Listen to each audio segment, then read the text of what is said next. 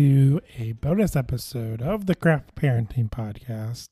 The podcast about two Cincinnati craft beer lovers with a parenting problem. My name is Joe Ludwig, and with me is my lovely wife and co-host, Caroline. How's it going, Caroline? Pretty good. I was sent out into the field, and now I have returned, and I have brought beers to share for my expedition. The Tennessee field. Yeah, like literally drove through lots and lots of fields. Saw so many cows. Furry cows. Yes, some fuzzy cows and some not fuzzy cows. And some horses. And just in the middle of nowhere, Tennessee and Kentucky. So you went to the western side of Tennessee. Yes, I went to a little town called Cookeville, Tennessee. It is home to about 30,000 people. So for the middle of nowhere, Tennessee, it's a pretty big town. Went there for work, and talking to the guys at the plant that we were visiting, they said that Cookeville is a town of about 30,000 people, but on the weekends there's about 100,000 people there because it's the largest city around for like 9 counties. So anytime somebody has a big event happen, they're like, oh, we'll go down to Cookeville to celebrate. So every place is packed on the weekends, but during the week it wasn't too bad. Okay, so we have 3 beers here from Tennessee. Mm-hmm. And what are we drinking?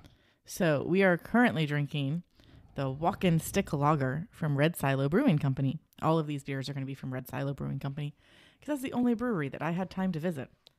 I thought you visited more than one. No, we went to 3 different restaurants. This is the only brewery that we visited. I did have some beers while we were out and about from a brewery called Calf Killer, which is also located in Tennessee, but I'm not sure where exactly that is. I will look that up in a minute. So we were drinking the Walkin Stick lager. It is 4.5% ABV, and their description is, Walkin Stick is everything you want in an American craft lager.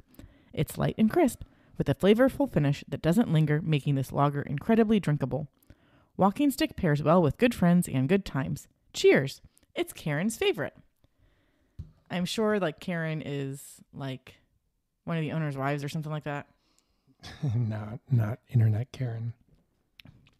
I mean, Internet Karen might like this, but I'm sure Internet Karen probably prefers some kind of clear liquor over beer. She's from Tennessee, probably. I was really bummed that we didn't get to like go find some moonshine and like literally like go find some moonshine. Because you can just find it in Tennessee. It's in everyone's backyard. Everyone's doing it. I mean, you got to be careful because you never know who you'll wander into. They didn't give us the scoop on that, but this is a nice, like, straw-colored lager. Yeah, it's golden in color. All these came from a glass bottle. Yes, the only bottle, as far as I could tell. You brought back quite a few, but Mm-hmm. they all seem to be different sizes or different shapes. Maybe the same size, technically. I mean, one of the bottles is definitely a different shape than the rest of them. And I don't know if that's because of just the beer that it is.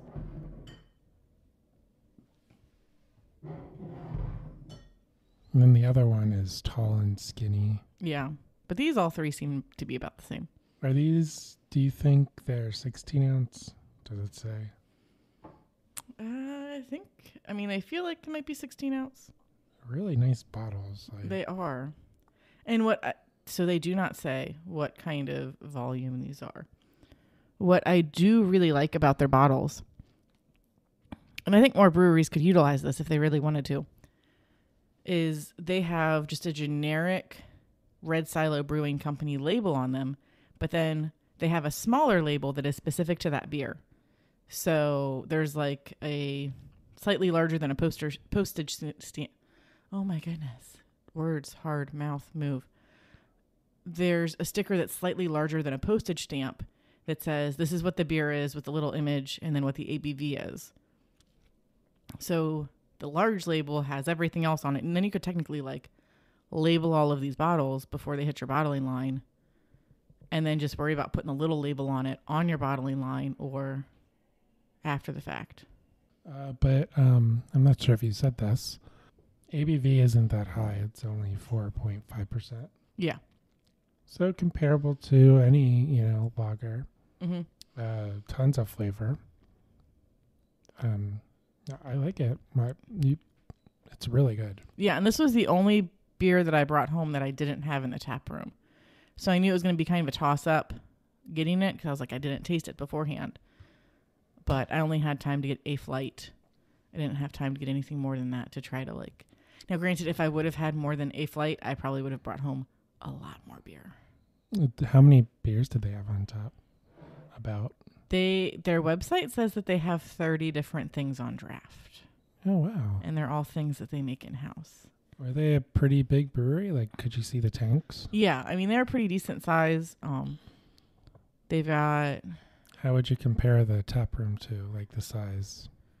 So, I'd say the brew house is probably about the same size as, like, Narrow Path. Like, it wasn't a super huge brew house. But there might have been another brew house down a hallway that I didn't see. Mm. And, like, the tap room was actually pretty big. Like, they essentially had 2 different tap rooms. Because it looked like they had expanded at some point. Okay. Or just the way that the building was, they had 2 different spaces. Because they had, like, the bar space where they had a nice big L-shaped bar with all the Mug Club mugs behind it. And their Mug Club mugs were really cool. Because they weren't like your ceramic mug or like a glass mug. They were... I like my ceramic West Side mug, though. I know. They were metal tumblers that didn't have lids, but like they had numbers on them and they said Red Silo Brewing. And when we were there, it was a Wednesday night. Oh, it's probably because they look like a silo. Possibly. So we were there on a Wednesday night. We didn't get there until like 8 or 8:30 or something like that. Because we went after we went to dinner somewhere else. And the place was hopping because they had jazz musicians there. So you said it was open jazz night. Like, if you could bring your own instrument and then impromptu. Potentially. Everybody there knew each other. Like, we felt very out of place because we're one of like 4 people that don't have a member mug. And then everybody's chatting with everybody else and like hugging them. And somebody gets up to leave and they have to hug like 10 different people before they can walk out the door. The bartender seems to know them by name, which goes along with the fact that they have a mug membership. But yeah, I mean, it was cool seeing the jazz guys play. Going back to the beer, just the light lagers, especially any lager really.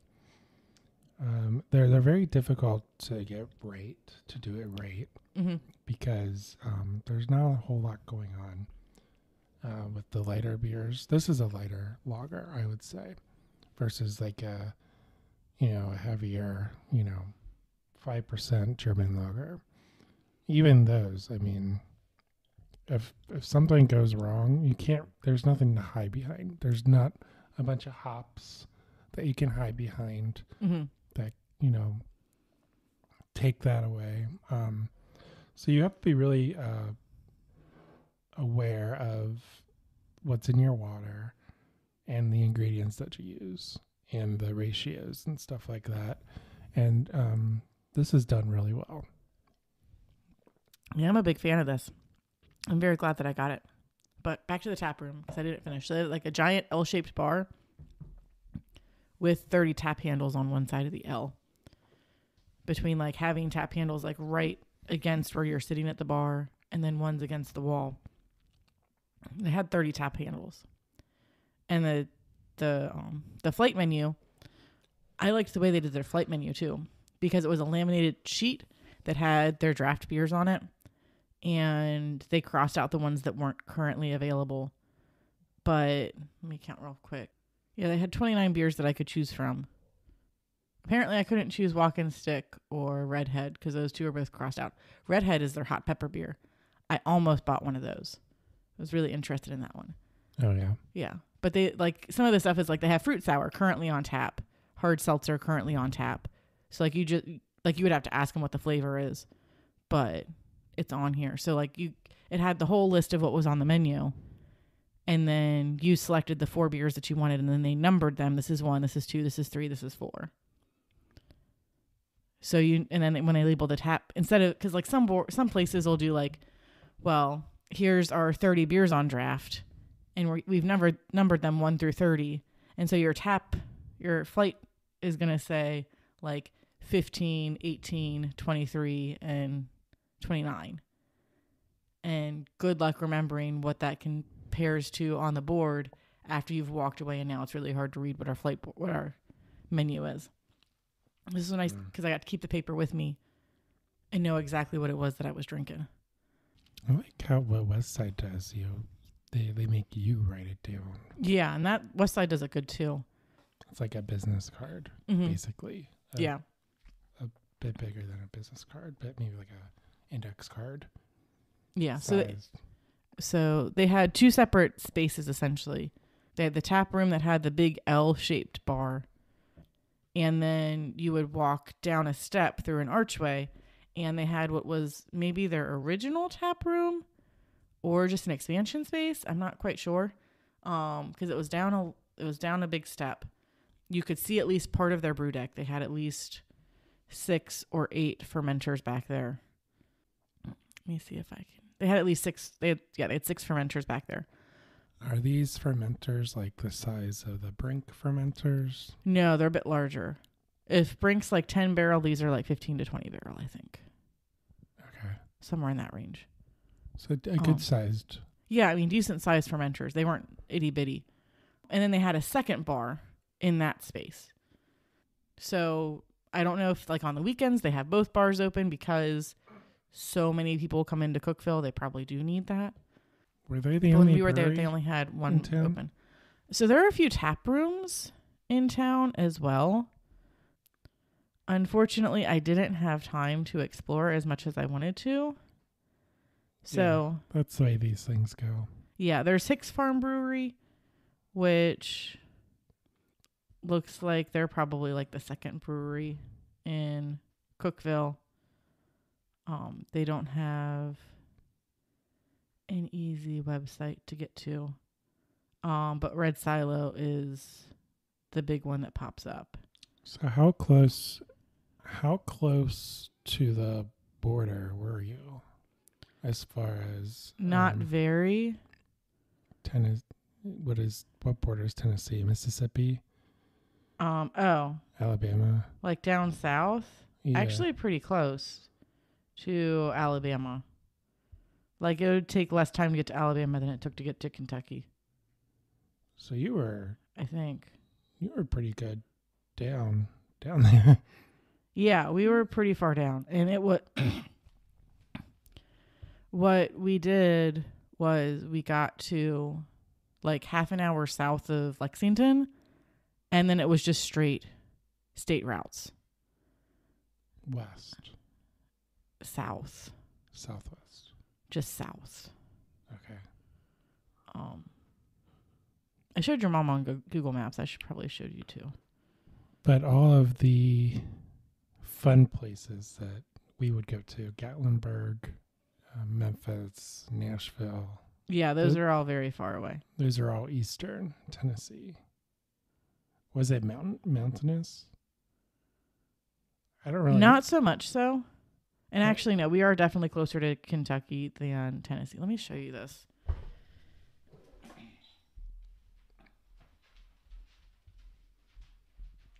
So Cookeville is the red dot. There's Nashville. There's Knoxville. Oh, you're between Nashville and yeah. And then so like Chattanooga is way here, and Chattanooga is like right on the border with Georgia. And where's? Okay, I thought you were like super west. No, we're like in the middle. Okay, so you're like It's like the middle. You're central Tennessee, not western Tennessee. Yeah, you're the one who kept saying western. Well, you said western in a different conversation. So yeah, we got to Lexington and just kept going south. Okay, so you were in central Tennessee, but you were on Central Time. Yes, we were on Central Time, which was a little bit annoying. Didn't matter because you woke up at your normal time and you went to work And then you quit at 7 or 6. 7. 7 their time. 7 to 7. Yeah. I really wish I had more time to explore, but Yeah, that's crazy. That schedule's insane. a little bit. Let's dive in. Let's open another beer. Okay. Oh, they also have a clock that I really liked,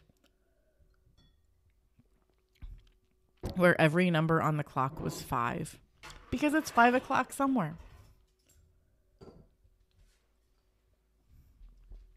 That tracks. Mm-hmm. I'm excited for this one. Ooh.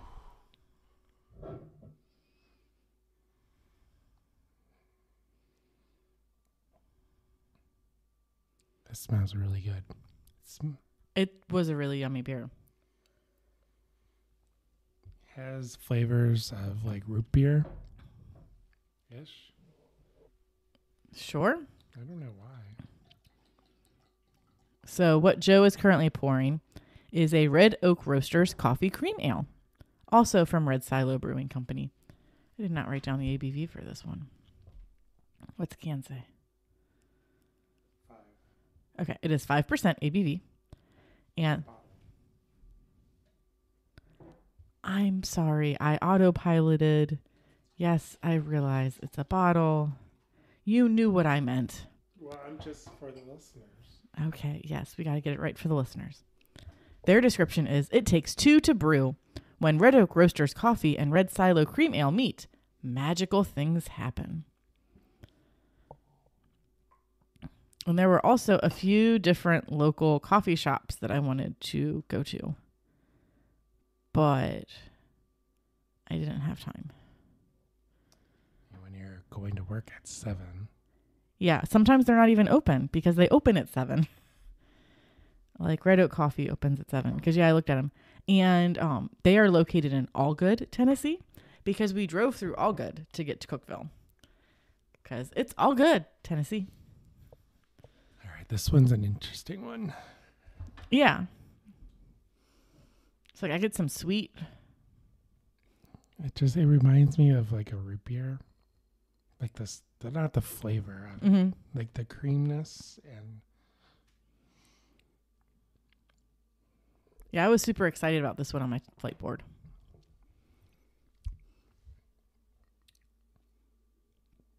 Okay. So you said this is a coffee beer. Yes. But it's a cream ale. So think Little Kings plus coffee. Which is awesome and needs to be done more often. I can definitely taste the coffee and the cream. Oh, man. Yeah. Because the cream acts like, it tastes like it's, the milk in a coffee. Mm-hmm. It's like creamy.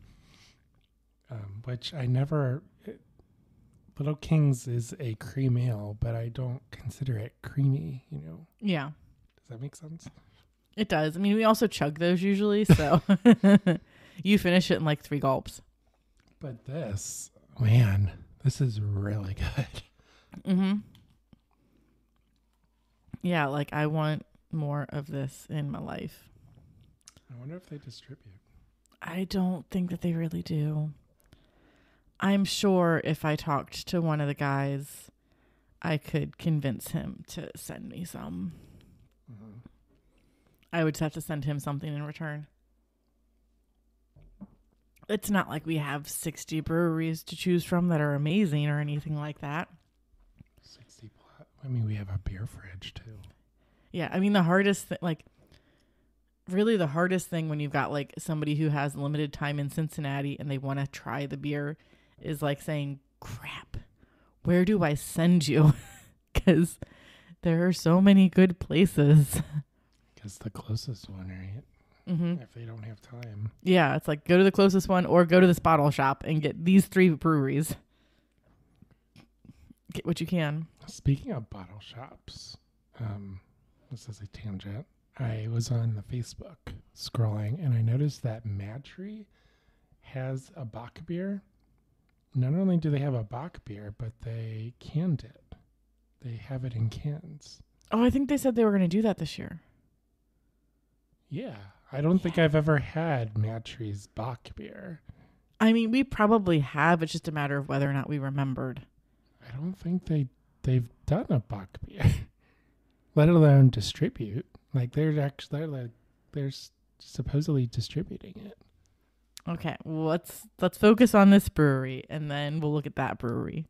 Yeah. So it's a cream ale with coffee. Mm-hmm.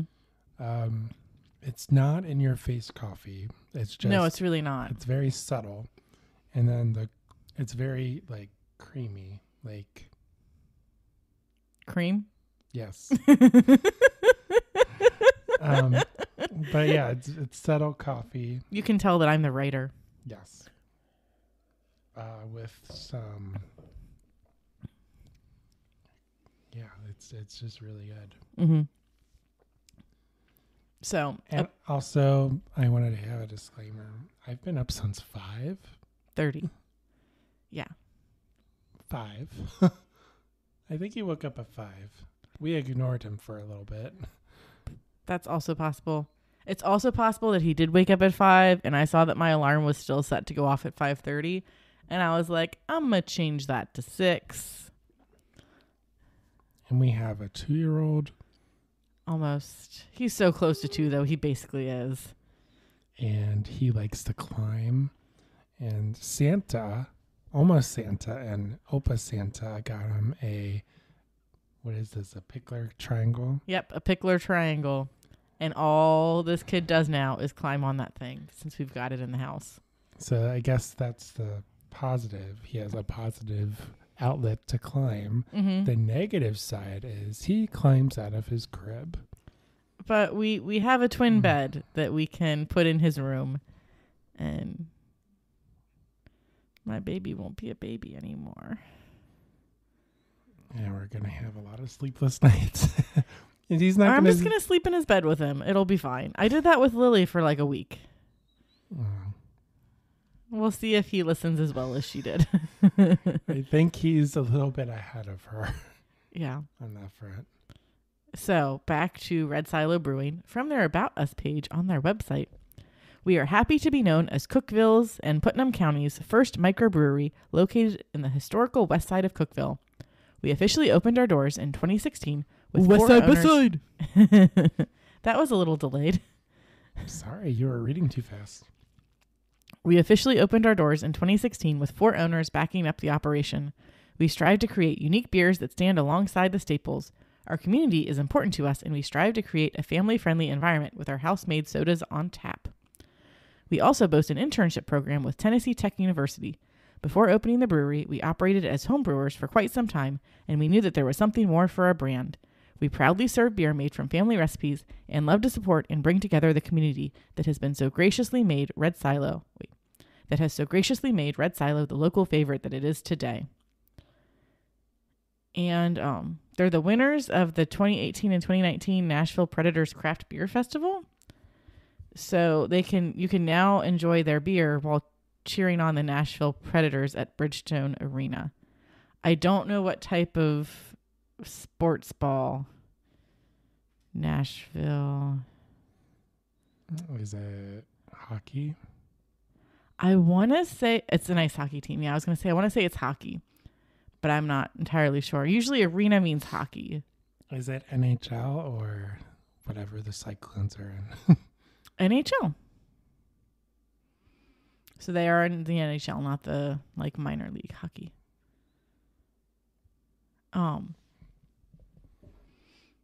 So they sponsor them? Is that what you're saying? Or? You can find their beer there. So you can get their beer in Nashville. In Nashville, where the hockey team is? Yes. Okay. I want to go to Nashville. I feel like it's going to be a lot of bachelorette parties. I mean, we can go laugh at the bachelorette parties.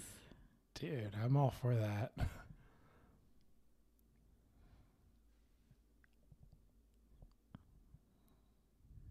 Yeah, I mean, I'm a big fan of this beer.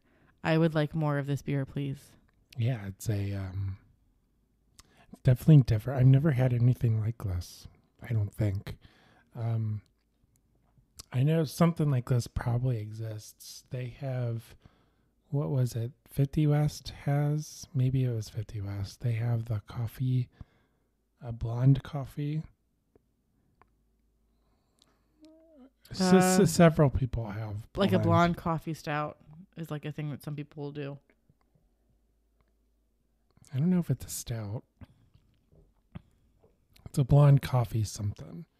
And that's kind of what this reminds me of. But it's a cream ale, and it meshes very well. The flavors mesh very well. Mm-hmm. So there is another brewery located in Cookeville, and it's called Hicks Farm Brewery. But I'm not entirely sure how I feel about it because their brewer lives in Colorado and comes in once a month to brew beer and fix things. So They say that? Yeah. I'm sure they have an assistant brewer. I'm sure they do. But their CEO currently flies to Tennessee once a month to make beer and fix things, of course. I mean, aren't the owners of Brink, don't they live in Colorado? One of them does. Everybody else lives in town. Yeah, Kelly lives in town, but... And it's like all his siblings. Oh, is like it? they're friends and family. Oh, is it? Is it his siblings? There was They made a big deal about... Was it a Cincy Brewcast? They made a very big deal about the Scrabble board at the beginning. Yeah. I don't think I've seen anyone use it. I've seen like a few people use it in the beginning. Yeah. Haven't seen much use of it since. But the owner's wife, or she might be an owner too, co-owner. Yeah, she's like a interior designer. And they were talking about the space next door back then. Yeah. Which now they own, but they can't get to because of their electrical panel. I thought the gnome said they were... Yeah, they're going to turn it into a space, but because the way their tap room is laid out, they either like have to put a hole. You have to go outside to go inside, or they have to put a hole through their brew house. Yeah, the bar. They would have to move the bar. Mm-hmm. I think they're just gonna keep it as like a canning. They're gonna put a canning line back there. Yeah. And that they're going to try to do it in-house versus not in-house. Mm-hmm. I mean, by all means, they must not brew that much if he is just flying in once a month. Yeah. Yeah, That's kind of weird if you're a brewer and you have to fly in. Yeah, the Meet the Team calls out 2 people, and it's husband and wife, and they live in Colorado. But the brewery's in Tennessee. Whatever floats their boat. Are you sure it's Tennessee based though? Is it Colorado based? I mean, their website only mentions Cookeville. Okay, I don't know. So I was just imagining like they have an operation in... I mean, it's a nano brewery as opposed to a micro brewery. So like nano is like super small versus micro is just kind of small. Okay, so maybe it doesn't need to come in. Yeah.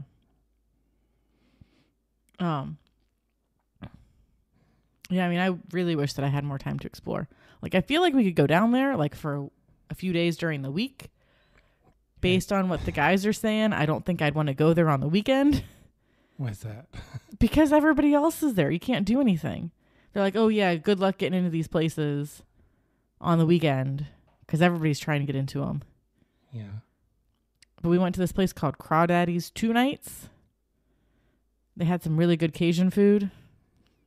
Some good crawfish etouffee. And what did I get the second night? I got some hot Louisiana shrimp.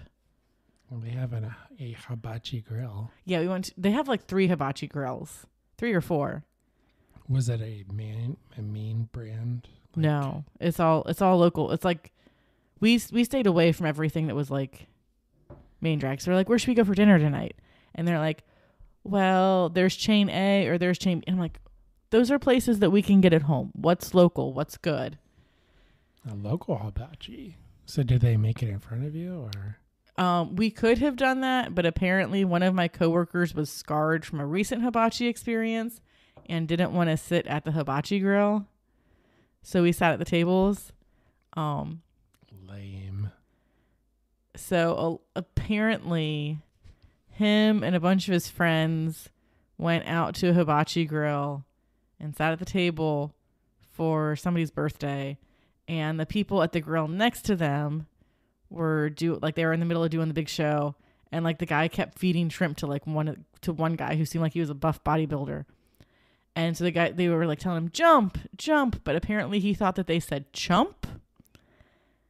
And like nobody got in a fight, but he was like, I thought that I was going to have to run away because there was no way that I was going to get in a fight. I don't understand. Apparently he didn't want to sit at the grill.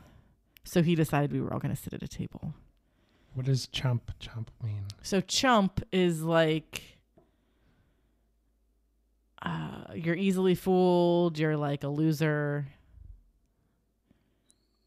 So they were saying jump, like jump in the air, make this more dramatic. He heard chump and he wigged out. He got mad? Yeah. Wow. And they were like, we gonna have to fight or something? At your coworker was gonna fight him? Well, no, I don't know.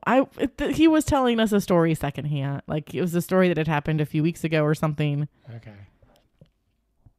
But we, because we were there on a company outing, we were a very eclectic group of people.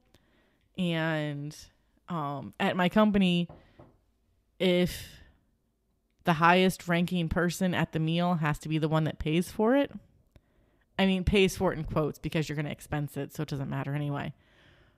But we had 2 managers there.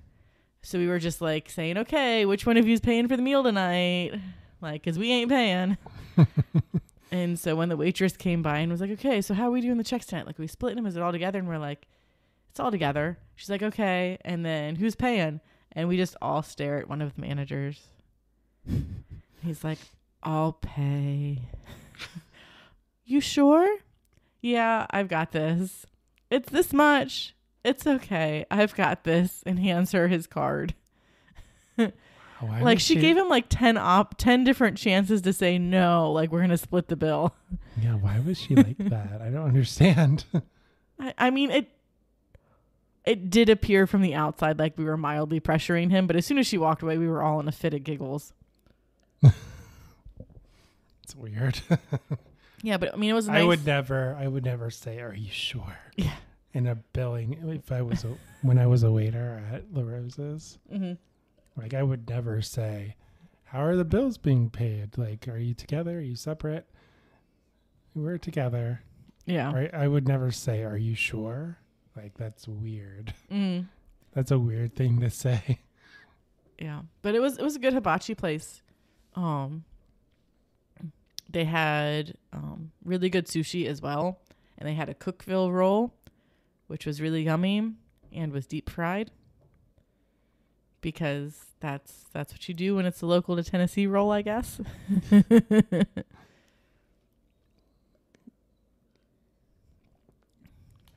Did they do tea afterwards? They did not, but we did have clear soup beforehand. Okay. That's acceptable. What about sake? They did have sake. I did not have any sake because I have not had sake before. And it was a work trip, and I did not want my first experience with sake to be with coworkers when one of them was my boss. That's fair. Did you have a beer, though? I had Chardonnay. I didn't like any of the beers that they had because it was all bottles, and it would have been like Bud Light or Budweiser. So I got a Chardonnay. Local Chardonnay or... You have no idea. The menu said Chardonnay. I ordered Chardonnay. Go to a hibachi place. Japanese. Is it Japanese, I'm assuming? Yeah, they had like a bunch of different options for sake. So I could have done that. Could have gone with Japanese beer. Was it ginger beer? Is that a thing? It is. One of my coworkers got plum wine. Maybe I could have gone that route, and that would have been interesting. Plum wine? You can turn any fruit into wine. You just throw it in a barrel. Like, you don't wash it. You throw it in a barrel. You wait 6 months, and bam, you have wine. I mean, you have to have sugar. There is sugar in the fruit. Throw the fruit in a barrel. I don't need plums. Close lid. Full disclosure, wine. I don't eat plums. I don't know if it doesn't seem like something that would have sugar in it. Your Oma and Opa fed me plums a lot. You probably just said no. They were obsessed with apricots. Apricot. It's peach or apricots. Yeah, apricot. Apricot. I say it all the time in my head anytime I see apricots, and now I can't remember what it is. Which I still don't know what the difference is between a peach and an apricot. I don't know. You should open this beer, and I'll tell you why we're going to retire to Cookeville, Tennessee. Hey everyone, Joe Ludwig here with the one and only Caroline. Hey! Before we get to the main topic of today's episode, we wanted to pause briefly and tell you about how you can support the show. So if you enjoy listening to the podcast and reading our blog posts every week, then you now have the opportunity to support the show through Buy Me a Coffee. Here's what you need to know. It's super easy to do. You don't have to set up an account to contribute. You have options. Send us a one-time donation or sign up as a member to contribute on a monthly or yearly basis. Plus, you can unlock exclusive content. To learn more about how you can support the Craft Parenting Podcast through Buy Me a Coffee, click the link in the show notes. And now, back to the show.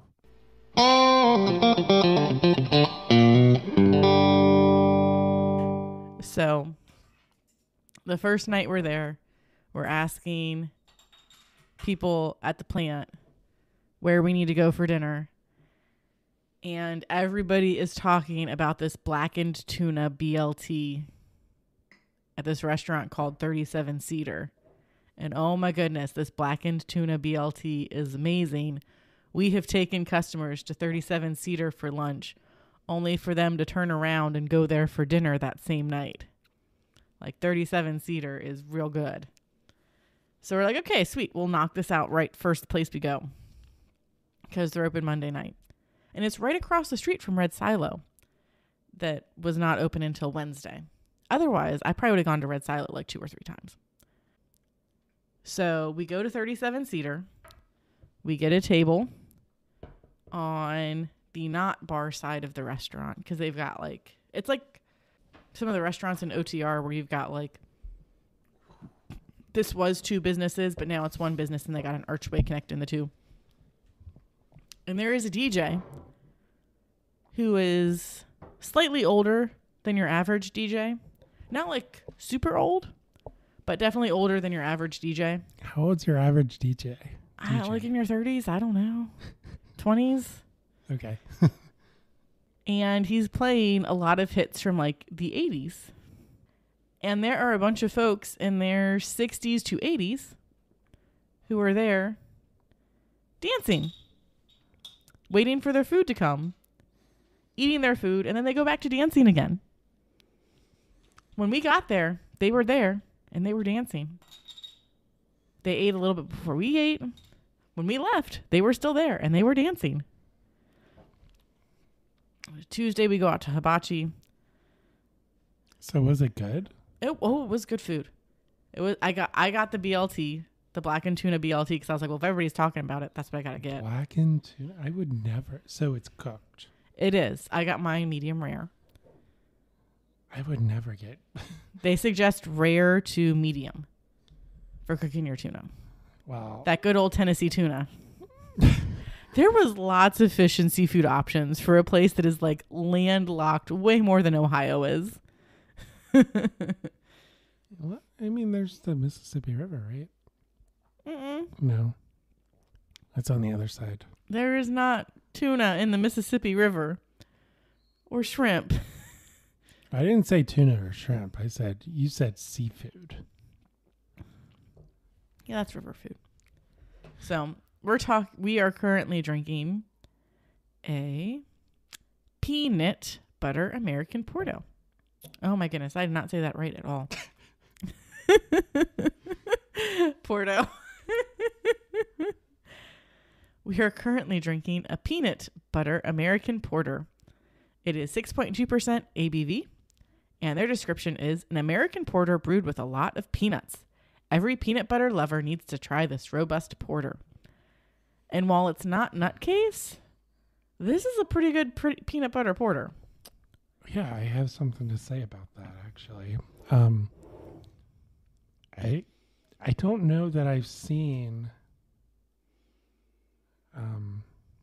maybe there have been one-offs, but I don't know that and I live in a bubble, West Side bubble. I don't know that I've seen a hardcore peanut butter porter like like a nutcase. I mean, it's hard to compete with nutcase. Nutcase is the Listerman version. To steal Cincy Brew's traveler term, for some people, nutcase is a brewnicorn beer, where if that beer is available, it's what they're ordering because it's their favorite beer ever. Yeah. I remember drinking that way back when, like when craft beer wasn't a thing. Mm-hmm.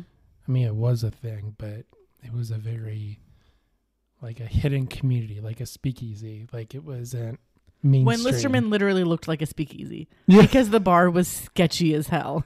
Yeah, and Nutcase, that was their beer. Like, that was the beer to get because it was weird. It was strange. Like, why would he put peanut butter in a beer? When it's not, and he does it so good. But I guess, like, criticism, if you can criticize Nutcase, is that it has, I haven't had it in a while, so maybe they've changed it, but it kind of has it's kind of salty at the end. But that's the way peanuts are. No, that is the way the peanuts are. But this kind of does have that aftertaste, the saltiness.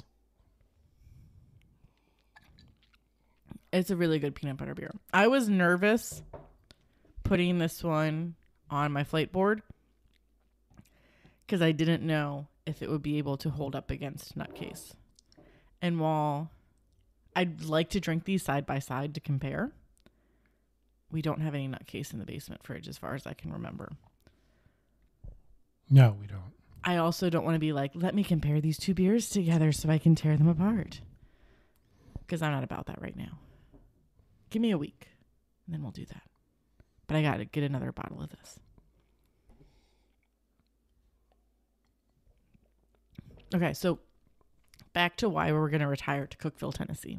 Yes, did you tell? So Tuesday we go to Hibachi. There's a bunch of people there, but not like anybody super old, quote unquote. On Wednesday, we go to a restaurant called Crawdaddy's, which has a bunch of Cajun food, and it is delicious. I start driving back to the hotel with one of my coworkers, and one of the guys from the other car calls me and says, hey, we decided last minute we're going to go to Red Silo Brewing.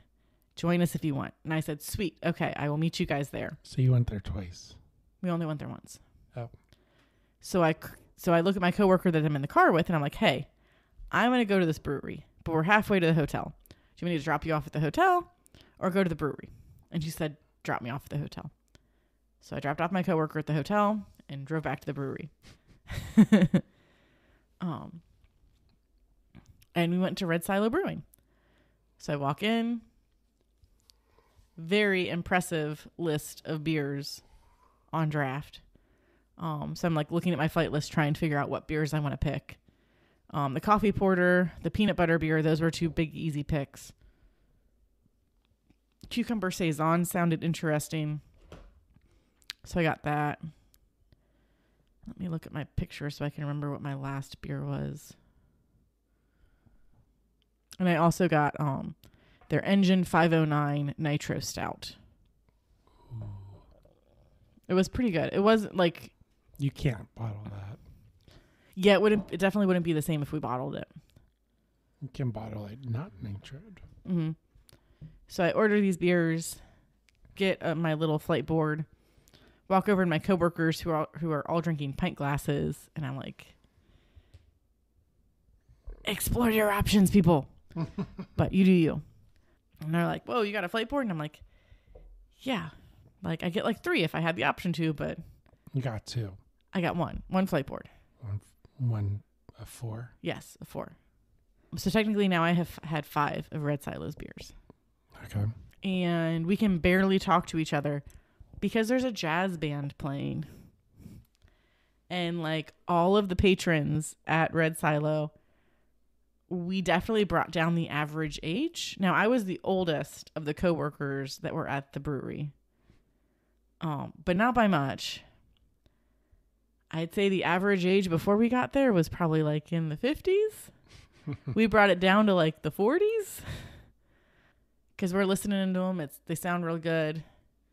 And then towards the end of the night, they're like, hey, I keep saying Dave. So for the sake of the story, the dude's name is definitely Dave because I don't remember what it was. Sure. Hey, Dave, come up here. Grab your guitar. I know you're here. Dave, get up here. And Dave does not appear. Dave, I got a cord and a pedal for you. Just get your butt up here with your guitar.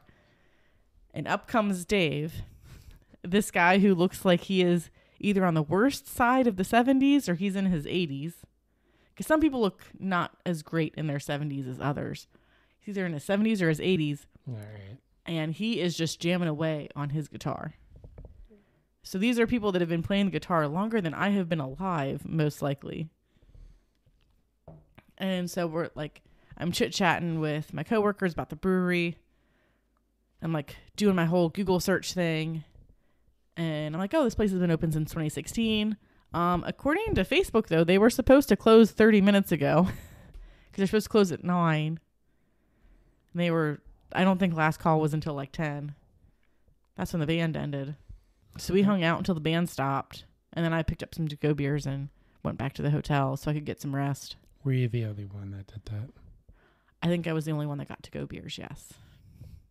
Because when I told my coworkers that I got to-go beers, they're like, you got a beer and you drove with it? I was like, no, packaged beers that I can take home. Oh, they had those? Yeah, there was a cooler next to the bar. So these are singles. These are single cans, yes. Did they have like 6-packs or do they have a special pricing for 6? No. So you had to buy the bottles individually? Yeah. And they had like they had 2 different sizes of bottles and they had their pricing for the smaller bottles and their pricing for the bigger bottles. Were these? These are the smaller bottles. So they have bombers? I think so. Like 23 ounce? I didn't spend as much time in the beer cooler as I wanted to, but I was looking for the things that I had got on my flight board because they were all very good and things that I thought that you would enjoy. So like I did buy a cucumber saison, which we are not drinking on this episode because I don't think that Joe would enjoy it as much. Caroline wants it for herself. I mean, it's going to be really good on that porch come springtime. We've got a nice, decent, warm day.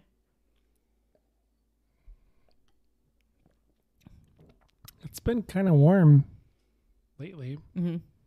I mean, the wind, shatters that illusion, though. A little bit. When this is the time of year where you look out the window and you're like, oh, it could be nice outside today. The sun's out. I don't see any snow on the ground. And then you step outside and it's 25 degrees outside and you're like, nope, I'm going to go back inside. And then the wind chill hits and it's 20 degrees outside and you're like, I can't get in any faster than this. Run into the house. So yeah, and then bunch of older folk partying it up in Cookeville Monday, Wednesday, and like Thursday night, there were a ton of people still at the restaurant when we left at like 9. This is the Black and Tuna restaurant. No, this is the Cajun restaurant. The Cajun restaurant? Yeah, we went to Crawdaddy's twice. So was there a band at Crawdaddy's? There was not. But they have 2 stories. The second floor is where the bar is. The first floor is where the kitchen is. Okay. They don't have any mirrors on those stairs, so it was kind of nerve-wracking watching the servers go up the stairs with a full tray. and like have no visibility on whether or not anybody's like running down the stairs at the moment. Oh no. But they have a really awesome outdoor patio. Okay. And deck, which I was like, if we were here in the summer, this would be amazing because we'd sit outside. Was it cold in Tennessee? Not as cold as it was here, but yes. Like if it was 25 here, it was like 32 there. It's like I still had to scrape the rental car off twice. Okay. I don't know. I don't know what winter's like in Tennessee. They don't get as much snow. I know there's mountains like, Tennessee and or Gatlinburg and all that. Mm-hmm. I'm sure it gets cold up there. Yeah. Well, and they called off school on Wednesday for weather they were supposed to get. And like it wasn't bad. I was like, I drove in no problem. Well, that was the ice storm. Yeah. And I mean, like I had to scrape off my car, but that was it. The ice storm hit Texas. Yeah. Oh, I saw that with all the downed trees and stuff. It shut down. What was that, Austin? I don't know. It shut down something. Yeah. I just know in 2008, we got real lucky because we got that really bad windstorm in September that knocked the power out for a week. September 14th, to be exact. Because your mom was making you your birthday cake. She was. I was working at the Roses. It was a Sunday. Yep. That sounds right. Yep. So we got lucky, quote, quote, because we got that giant windstorm in September. So when we got a big ice storm in December, we were pretty much fine because all the trees that were going to fall down in the ice storm fell down in the windstorm. So while like the roads weren't great, we didn't lose power. Now up in Columbus, they did lose power because I think my uncle drove up north a day earlier than he was supposed to. So he could do all of the electrician stuff to make sure my aunt's house was connected to power when the power company actually did stuff. Your uncle who works in... Uncle who works in California, who worked in California. He's still licensed in California as an electrician. He was in town that year.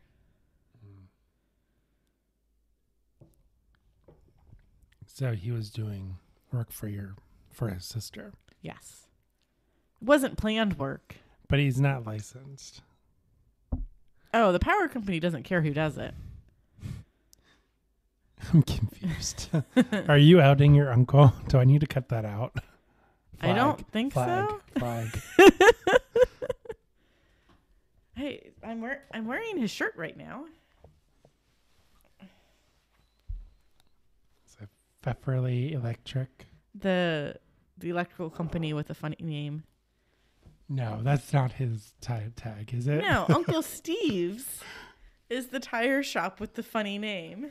I was going to make that joke, though. But you said it unironically. Steve already did. But now it's Chris's shop, so. All right, let's put a bow on this. So why are we retiring to Cookeville? Because there's already a boatload of old people there that we can go hang out with. But by the time we're old, they're not going to be there. But then there'll be new old people. And like everything that you need is there. And it's the middle of nowhere, so you don't got to worry about anything because it's literally the middle of nowhere. I'm cool with that. I drove by so many cows. Also, are you ready? Jesus is coming. There were a lot of those signs in the middle of nowhere, Kentucky. How many adult stores were right next to those billboards? Well, it was middle of nowhere, Kentucky, so none. No adult stores. No adult stores. I think those are a little bit farther south on 75. Those are on, they're all over on 75. Yeah. Well, we went to Buc-ee's. Buc-ee's was cool. And possibly a cult. But their chopped brisket was really yummy. I think I'm a member now. You're a member? Of the Buc-ee's cult. Did you sign up for it? No. Like, you're not a loyalty member, are you? No. We stopped there on the way down and on the way back. They don't have our address. No. I have some beaver nuggets that we need to try. Maybe that can be a bonus episode. Go be great audio content. I got myself a new little wine tumbler that's Buc-ee's. Yeah, because we need more tumblers. It's a little wine tumbler. It's for the back deck when I'm drinking wine and watching the kids run around the backyard. With the fence that we don't with the deer. Oh dear. Oh dear. I saw 5 deer cross the street when I was letting the dogs out this afternoon. And Zoe was like, grr, and I was like, leave the deer alone. They're fine. They were here first. Were they bucks? I don't think so. And they were like 4 houses down. So they weren't like super close. And no one's charging at you. No. Though, sell the ring footage and make us some money if that happens. This is my permission to do that. No, we just activated that today. Right? Was it activated when you took them out and you saw the deer? Yes, but like you wouldn't be able to see the deer on the camera. Okay. Yeah, so Buc-ee's was lots of fun. I got some jerky and some fudge. Why? You don't eat jerky. I do eat jerky. Just not that often. You bought like 10 bags of jerky. 2. And they're 2 different flavors. One of them's lemon pepper, which is like your favorite. We own like 4 bottles of lemon pepper seasoning. You can't tell me it's not your favorite. Get out of here. It's a very useful spice when you're grilling. Yeah. So we either need to visit Cookeville when we're hella old. Visit Cookeville. I mean, we're definitely going to visit Cookeville. We're definitely going to visit Cookeville before then. Or we need to retire to Cookeville. Why don't we just go to Nashville? It's too popular. Too many people there. I mean, if we're going to Nashville, we might as well go to Asheville. Those are like opposite sides. Are they? Yeah, Nashville's over here and Asheville's over here. I saw it on the map of yours. I don't even know what I'm doing. Like, I don't even have Google Maps on my phone. I will pull it up again. I haven't. Tennessee is a drive-through state for me. I've been to Gatlinburg. Been to Pigeon Forge. Okay, Nashville's like the middle of the state versus... I mean, Asheville's closer to Knoxville by far. Well, there's nothing in Knoxville. Well, Knoxville's really close to Pigeon Forge and Gatlinburg. I'm usually the one who drives through Tennessee, but it's always on 75. Yeah. There's nothing, there's nothing. Well, it's just all hills and there's stuff. There's no rest stops. No, because it's all mountains and stuff. You're going through the mountains. There's no rest stops. Oh, I forgot the spookiest part. So it wasn't until we got to Buc-ee's or 20 miles before Buc-ee's. It was so foggy. I could barely see half a mile in front of the car for the first 2 hours of our drive. And I was like, normally I have landmarks and stuff that I look out for. But I don't know where any of that stuff is because it's so foggy. I can't see anything. Okay. We need to go home now. I mean, we're home, but we need to go home. We need to go to bed. Okay. That's home. Yeah. So let us put a bow on this bonus episode. Red Silo Brewing These are Company. some really good beers, and we need to go back here at some point. It definitely is not a day trip because it's a 5-hour drive. And you you gain an hour going there and you lose an hour coming home. Because Central Time. Oh, so what's the biggest city nearby? Is it? There is no big city nearby. It is the big city nearby. It's halfway between Nashville and Memphis. It's the big city. It's not a big city, but it's the big city. So we could stay in Nashville. It's going to be a 2-hour drive to get there. Is it worth it though? I mean, probably because Red Silo was really yummy. I'd say maybe like stay in Nashville for like 3 nights. Drive to Cookeville, stay in Cookeville for a night or 2, and then go home. Because there's plenty of good eats. And we only hit like 3 different places. What are we going to do except go to Red Silo? There's another brewery. There's hiking. There's shopping. Saw so much shopping. Wish I could have gone shopping. But probably better for my bank account that I didn't. We don't need any more stuff, as evidenced by our garage. We just need to unpack the garage. It's fine. It's fine. Okay. Big bow. Red Silo Brewing's delicious. I would go there again in heartbeat. I might tell my coworkers to bring me back more beer when they go in 2 weeks.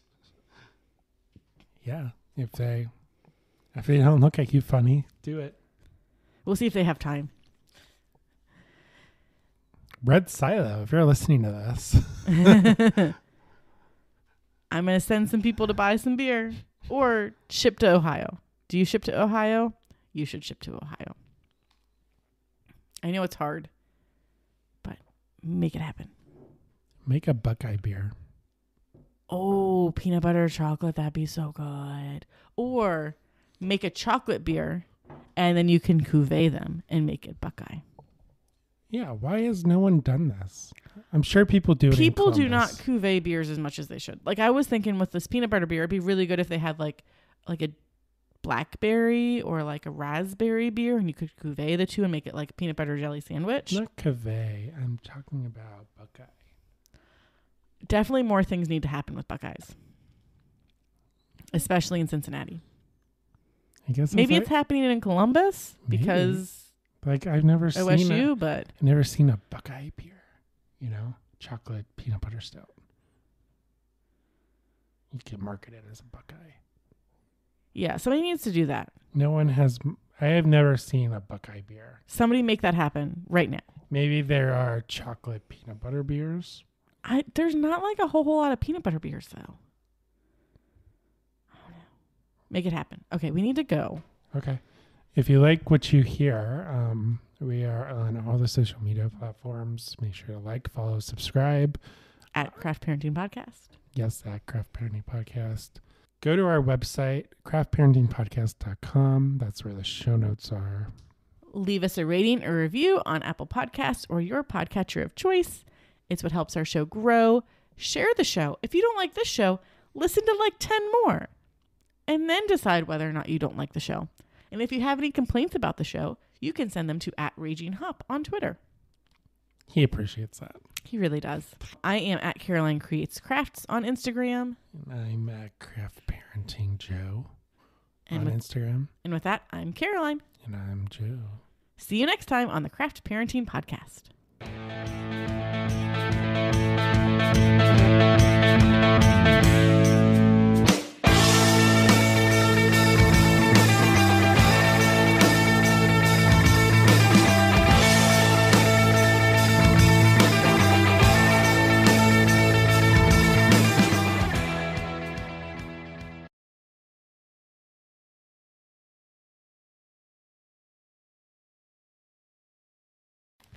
I thought it was quiet when we did that.